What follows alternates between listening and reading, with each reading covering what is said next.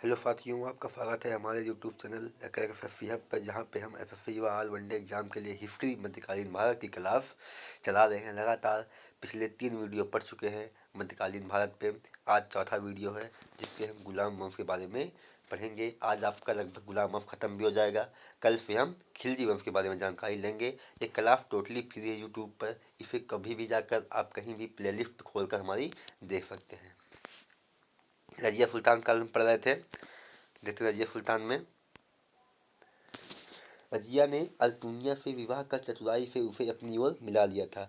आपको पता है रजिया अल्तुनिया से जंग लड़ने के लिए दिल्ली से बाहर निकली थी। वहाँ पर अल्तुनिया ने क्या किया था, रजिया को बंदी बना लिया था। तो वही बात आगे देखते हैं। रजिया ने क्या किया, अल्तुनिया से विवाह करके चतुराई से उसे अपनी ओर मिला लिया, किंतु रजिया बहराम शाह से पराजित हुई एवं मार्ग में डाकुओं ने रजिया व अल्तुनिया की अक्टूबर 1240 में कैथल में हत्या कर दी। रजिया ने 4 वर्षों तक शासन किया। इतिहासकार रजिया के असफलता के विभिन्न कारण मानते हैं। तबकात ए नासरी के लेखक मिहाज उफ फिराज मानते हैं कि रजिया में बादशाह बनने के सभी गुण थे, किंतु नारित्व की वजह से सब गुण बेकार थे। अल्फिस्टन के अनुसार रजिया यदि स्त्री ना होती तो वह महान सुल्तान बनती। कहाँ की, दिल्ली सल्तनत की। फुतुह उफ फलातीन के लेखक इफामी एकमात्र ऐसे इतिहासकार हैं जो रजिया और याकूत के संबंधों को नाजायज बताते हैं। रजिया सुल्तान हो गया। मोइनुद्दीन बहराम शाह, जब रजिया सुल्तान की मृत्यु हो जाती है, कब, 1240 में, तब सुल्तान कौन बनता है, तब सुल्तान आपके बनते हैं मोइनुद्दीन बहराम शाह। कौन बनता है, मोइनुद्दीन बहराम शाह सुल्तान बनते हैं। यह रजिया के बाद सुल्तान बना। इसके नायक ए मुमलकात के पद का सृजन किया। इसने क्या किया, नायक ए मुमलकात पद का निर्माण किया। इस पद पर इख्तियारुद्दीन एतगीन का पहला बार नियुक्ति किया गया। मतलब इस पद पर पहली बार कौन बैठा, एतगीन बैठा। सुल्तान बिना नायब ए मुमलकात के फलाह के कोई कार्य नहीं करता। देखिए, नायब ए मुमलकात का मतलब क्या होता है, संरक्षक होता है एक प्रकार का। वही कह रहा है, सुल्तान बिना संरक्षक के फलाह के कोई भी कार्य नहीं करता था। 13 मई 1242 ईस्वी में बहराम शाह की हत्या कर दी गई। इसके शासनकाल में 1241 ईस्वी में लाहौर पर सर्वप्रथम क्या हुआ था, मंगोलों का आक्रमण हुआ था। जिसका शासक कौन किया था, ताहिर बहादुर का आक्रमण किया था। वो कौन था, एक मंगोल शासक था। इसने 4 वर्षों तक शासन किया, किंतु सत्ता का केंद्र तुर्क अमीरों के पास था। मतलब अलाउद्दीन महमूद शाह, अलाउद्दीन महमूद शाह बना। बहराम शाह के बाद कौन बना, अलाउद्दीन महमूद शाह शासक बना। कब बना, 1242 में बना। इसने कब तक शासन किया, इसने 4 वर्षों तक शासन किया।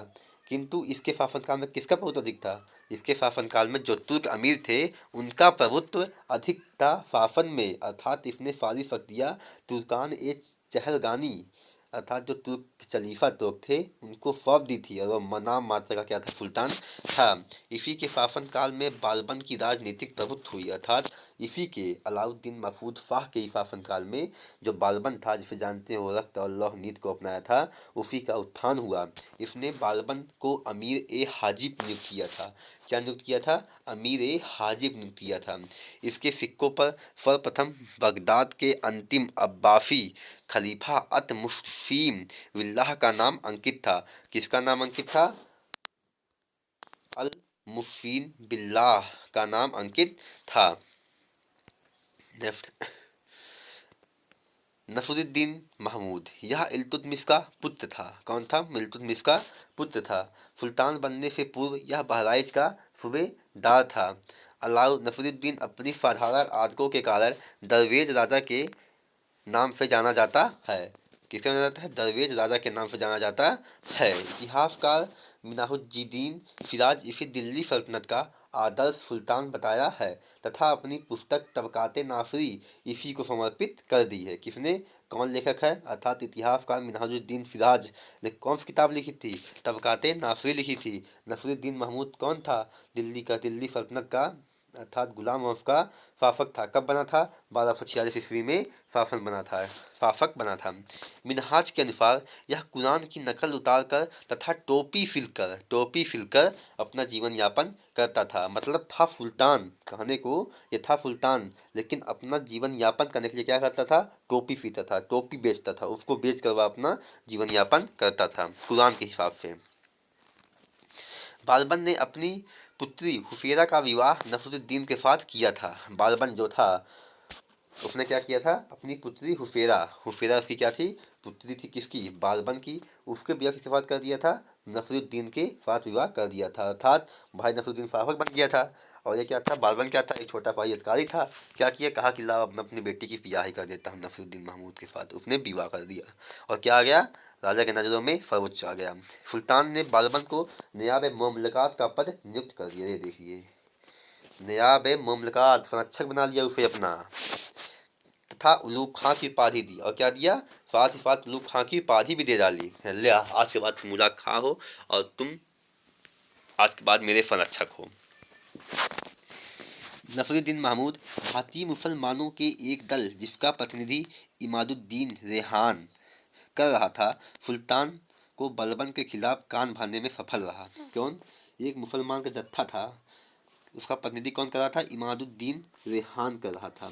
सुल्तान को बालबन के खिलाफ कान भरने में सफल रहा। अरे भाई, क्योंकि संरक्षक था, बहुत बड़े पद था वो जिस पे बैठा था, नायब मुमलकात के पद पर बैठा था, बहुत बड़ा पद था। बालबन को कुछ समय के लिए नायब मामलुकात पद से हटा दिया। जब भाई उसने सोचा कि ये कान भर गया, फुसकाए गए, तो नसरुद्दीन ने क्या किया? बालबन को उस पद से हटा दिया। लेकिन तुर्क अमीरों ने बालबन को पुनः पद दिला दिया। किसका? नायब ममलकात का। बालबन ने नसरुद्दीन शाह की हत्या जहर देकर कर दी और स्वयं सुल्तान घोषित कर दिया। जब देखें कि अत्यकथन, तो बालबन ने देखा कि नसरुद्दीन महमूद क्या कर रहा है? परेशान कर रहा है, बार बार पद से हटा रहा है, बैठा रहा है, पद से हटा रहा है, बैठा रहा है। क्या किया उसने? अपने ससुर की ही हत्या कर डाली और स्वयं को सुल्तान घोषित कर दिया अमीरों के सहायता से। गयासुद्दीन बालबन। बालबन का मूल नाम क्या था? बहाउद्दीन था। बचपन में मंगोलों ने इसे बंदी बना लिया था। 1233 ईस्वी में ग्वालियर विजय के दौरान इल्तुतमिश ने इसे मंगोलों से खरीदा और अपना दास बनाया। मतलब किसका गुलाम था? बालबन इल्तुतमिश का गुलाम था। बालबन दिल्ली सल्तनत का एकमात्र सुल्तान था जो सुल्तान बनने के पहले ही सुल्तान के प्रतीक चिन्हों का प्रयोग करता था। सुल्तान बनने के पश्चात बालबन ने अपने समक्ष चुनौतियों का समाधान किया।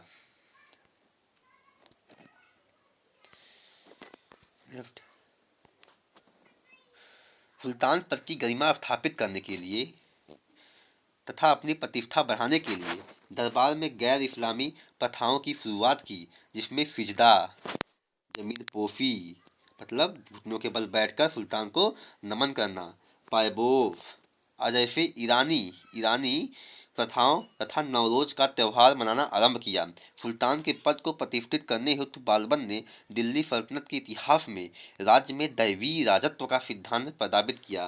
क्योंकि सिद्धांत दैवीय राजत्व का सिद्धांत प्रतिपादित किया। इसके अनुसार बालबन ने स्वयं को नियाबत एक खुदाई, ईश्वर का प्रतिनिधि बताया। क्या बताया? नियाबत एक खुदाई अर्थात ईश्वर का प्रतिनिधि बताया तथा जिल्ले इलाही बताया। जिल्ले इलाही मतलब क्या होता है? ईश्वर की छाया करके अपने आप को उपाधि दे डाली। इसने तुर्कान चहलगानी का अंत कर दिया। तुर्कान चहलगानी का क्या? इसने अंत कर दिया। इसने खलीफा के सदस्यों को अपमानित किया, जैसे बदायूं के गवर्नर बागबक को जनता के सामने कोड़े से पिटवाया, अवध के शासक हैवात खां को 500 कोड़े लगवाए, बंगाल के शासक तुगरिल को पराजित होने पर अवध के शासक अमीन खां को अयोध्या के फाटक पर लटका दिया। क्या लिया? लटका तू ही। बालबन का राजस्व सिद्धांत लौ एवं रक्त नीति पर आधारित था। किस पे था? लौ एवं रक्त नीति तथा प्रतिष्ठा शक्ति एवं न्याय पर आधारित था।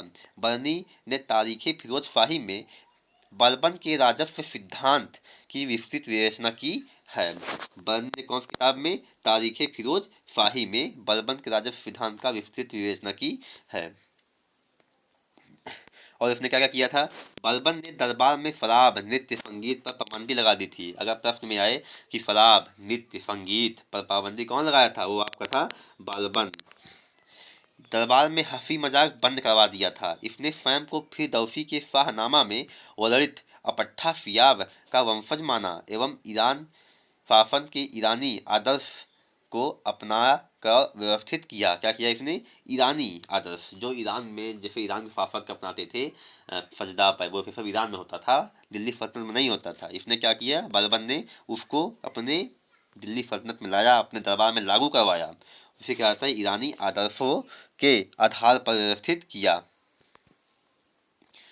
बलबन के दरबार में शराब नित्य बलबन सुल्तान बनने के बाद एक देखते हैं। हाँ, इसी के समय बंगाल में तुगरिल का विद्रोह हुआ था। तुगरिल कौन था? इसका ये सेनापति था, उसने विद्रोह कर दिया था। दिल्ली सल्तनत में यह पहला गुलाम द्वारा सुल्तान के विरुद्ध विद्रोह था। ये एक पहला गुलाम था, गुलाम द्वारा सुल्तान के विरुद्ध था, मतलब गुलाम ने अपने मालिक का ही विद्रोह कर दिया था। ये क्या कह रहा है? इस समय जो गुलाम तुगरिल खां कौन था? तुगरिल खां बालबन का गुलाम था। उसने क्या किया था? बंगाल में जाकर बालबन के खिलाफ विद्रोह कर दिया था, सुल्तान के विरुद्ध विद्रोह कर दिया था। पहला बार हुआ था ये विद्रोह, जो हुआ था विद्रोह पहली बार हुआ था किसी गुलाम द्वारा। बलबन सुल्तान बनने के बाद पहली और आखिरी बार तुगरिल के विद्रोह के दमन के लिए दिल्ली से बाहर निकला।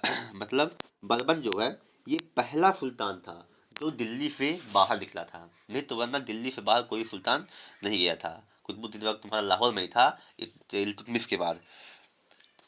विद्रोह के दमन के लिए दिल्ली के बाहर निकला। तुगरिल की हत्या कर अपने पुत्र बुगरा खां कौन था? इसका पुत्र था। बुगरा खां को बंगाल का सूबेदार नियुक्त कर दिया। कानून व्यवस्था में सुधार लाने के लिए 1289 में ख्वाजा नामक अधिकारी की नियुक्ति किया, जो इक्तादारों पर नियंत्रित रखता था एवं उनकी आय का आकलन करता था। बलबन ने वित्त विभाग, दीवाने विजारत, सैन्य विभाग से अलग कर नए सैन्य विभाग दीवाने आरिज की स्थापना की तथा इमादुल मुक्त को दीवाने आरिज का प्रमुख बनाया, जिसे रावत अर्ज कहा गया। अपने सल्तनत को मंगोल आक्रमण से बचाने हेतु बालबन ने ही सर्वप्रथम सदैव तत्पर सेना रखने की प्रथा शुरू की। इसके दरबार में फारसी के प्रसिद्ध कवि अमीर खुसरो व अमीर हसन रहते थे। मतलब फारसी प्रसिद्ध कवि थे कवि अमीर खुसरो, आप जानते ही हैं, और अमीर हसन, ये दोनों क्या थे? बालबन के दरबार में प्रसिद्ध कवि थे। इसने क्या किया था? सदैव तत्पर सेना का भी किया था, जो कि हमेशा 24 घंटा लड़ने के तैयार हो, उस सेना को इसने बनाया। किसके खिलाफ? मंगोलों के खिलाफ लड़ने के लिए। बालबन अपने मित्र के पूर्व कै खुसरो को अपना उत्तराधिकारी नियुक्त किया था। अर्थात बलबन ने अपना उत्तराधिकारी नियुक्त किया था, बलबन ने अपना उत्तराधिकारी नियुक्त किया था कै खुसरो को। किंतु दिल्ली के कोतवाल फखरुद्दीन कौन था? दिल्ली का कोतवाल था। उसने क्या किया? षड्यंत्र करके कैकुवाद बुगरा खां के पुत्र को सुल्तान बना दिया, अर्थात इसके नाती को सुल्तान बना दिया। इसने अपने बेटे को बनाया था कैखुसरो को, लेकिन क्या किया इसने? बुगरा खां का जो बेटा था, बुगरा खां इसका बेटा था, तो इसने बुगरा खां के बेटे कैकुवाद को शासक बना दिया षड्यंत्र करवाकर। देखते हैं कैकुवाद कब हुआ था? 1287 से 1290, अर्थात केवल 3 ही साल शासन किया था कैकुवाद। यह विलासी और अयोग्य सुल्तान था। कैसा था ये? विलासी और अयोग्य सुल्तान था, अर्थात जो जो सारे नियम बालबन ने लगाए थे कि शराब पीना सब मना है, उसने ये सारे काम किए। जो बताया था नृत्य शराब ये सब मना है दरबार में, इसने वो फिर लागू करवा दिए। इसके समय सत्ता निजामुद्दीन के हाथों में थी। कैकुवाद को लकवा होने पर तुर्क अमीरों ने उसके शिशु पुत्र को शमसुद्दीन क्यूमर्स के नाम से गद्दी पर बैठाया, अर्थात इसे लकवा हो गया था। कैकुवाद जो था इसे लकवा हो गया, तो इसके बेटे शमसुद्दीन क्यूमर्स जो है उसको गद्दी पर बैठा दिया गया। क्यूमर्स गुलाम वंश का आखिरी शासक था, जिसकी जलालुद्दीन फिरोज खिलजी ने हत्या कर दी। खिलजी वंश की स्थापना की। आपको पता है जलालुद्दीन फिरोज खिलजी ने ही 1290 में खिलजी वंश की स्थापना की थी। अर्थात यहीं पे क्यूमर्स की हत्या के साथ ही क्या होता है आपका? गुलाम वंश खत्म हो जाता है। इसकी हत्या के साथ ही जो मारा गया, इसको जब जलालुद्दीन फिरोज शाह खिलजी ने मारा, क्या हुआ? इसके साथ आपका गुलाम वंश खत्म हो गया। और कौन सा नया वंश आ गया? नया वंश आपका आया खिलजी वंश। खिलजी वंश की स्थापना हुई दिल्ली सल्तनत में।